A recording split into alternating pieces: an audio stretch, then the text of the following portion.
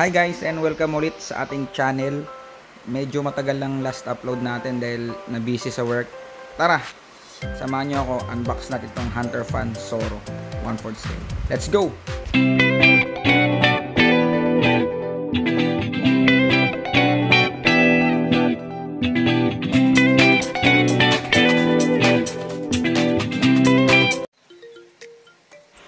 Ayan, tara, buksan na natin to. Oops! Astig. Meron pa siyang instruction kung paano siya bubuuin. Ayan. Step by step. Okay, so let's open. Ayan. Tip lang para sa mga bagong resin collector dyan. Medyo dahan-dahan nito pag open itong styro kasi dati na-chamba na ako nito na pag open ko nakadikit pala sa kabila or baliktad yung pagka-open. Iwas basag na rin. So, ayan. Ito yung upper layer na. 2 layer tong ng mga parts niya. So, ayan. Ang effects ni Zoro, upper body. Ayan. More close-up look. Ulo ni Zoro. Ayan. Tsaka para pala sa mga Zoro collector dyan, na mga baguhan din, ingat-ingat lang, lalo na sa mga part ng kanyang hikaw. Madalas nababali dahil sa pagbabalik at pag-open. So ayan, buksan na natin. Open na natin to. Ito yung unang part. Ayan. Okay. So ikabit na natin. Base sa instruction, sumusunod lang tayo. Ayan.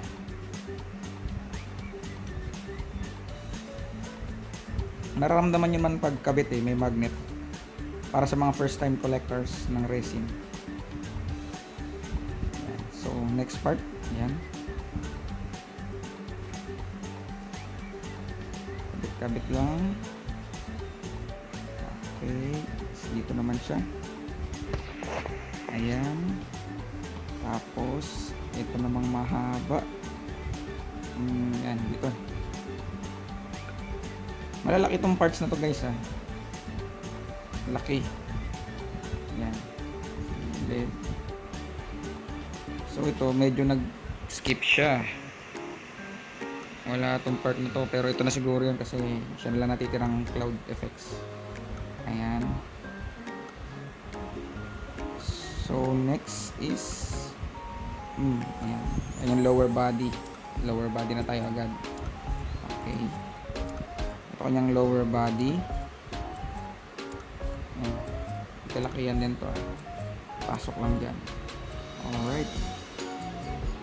And then ang sunod natin dito is itong kanyang buntot.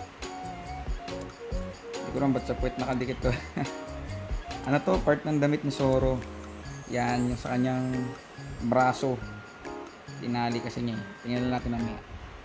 Then yan, kabit natin tong damit niya. Pero kailangan yata nito ng upper body kasi wala siyang pang connector. Yan. Kaya panidikit ko na, pinorward ko na kasi hirap mag-vlog mag-isa. So yan. Kabit natin yan. Ayan. Ganda niya, ang ganda ng detalye. Laki pa.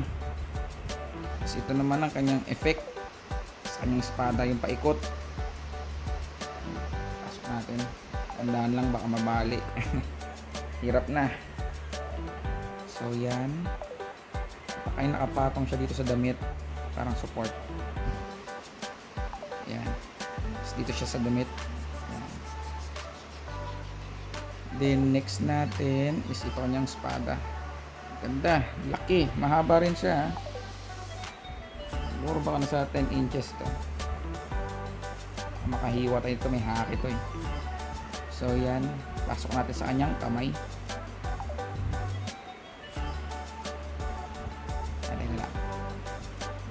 Ito naman, dito naman nakapatong sa kanyang damit.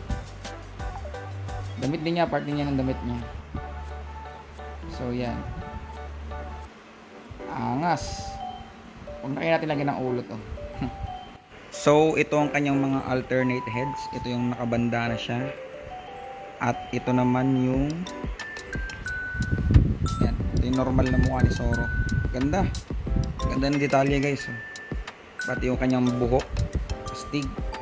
Pulis . So, ano kayang unahin natin ikabit? Ito na lang. Si Mosshead. Yan. Guwapo. Yan. Lagyan natin yung isang ulo. Kasi itong nakabanda na, itong serious mode ni Zoro di ba? Ayan. Angas din. Ganda talaga.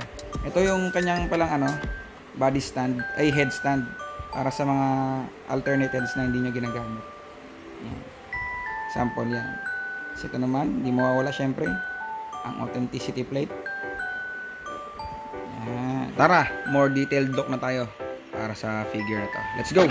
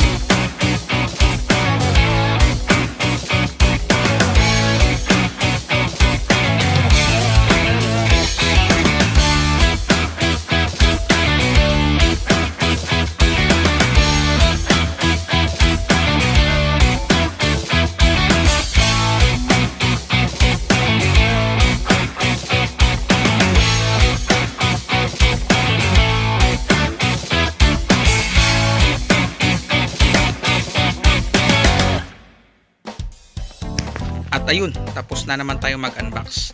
Maraming salamat sa panonood and please don't forget to click like and subscribe, lalo na kung bago ka pa sa channel na to. And comment down below kung anong gusto nyo makitang i-unbox natin in the future. Maraming salamat sa panonood and see you till next video. Paalam, Raven Toys signing off.